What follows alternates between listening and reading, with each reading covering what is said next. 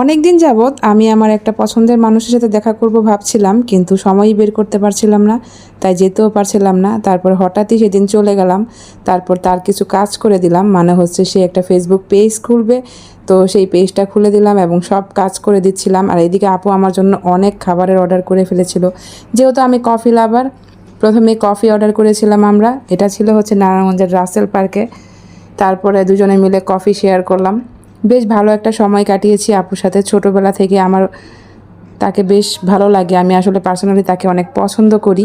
তারপর আপনারা কারা কারা রাসেল পার্কের এই রেস্টুরেন্টে খেয়েছেন কমেন্ট করে জানাতে ভুলবেন না। তো নামটা নিশ্চয়ই দেখতে পাচ্ছেন। তবে এখানকার খাবার এর আগে আমি অনেকবার ট্রাই করেছি, আমার কাছে ভালো লাগে না। কফিটা মোটামুটি ভালো ছিল, কিন্তু আসলে মিট বক্সটা তেমন একটা ভালো ছিল না।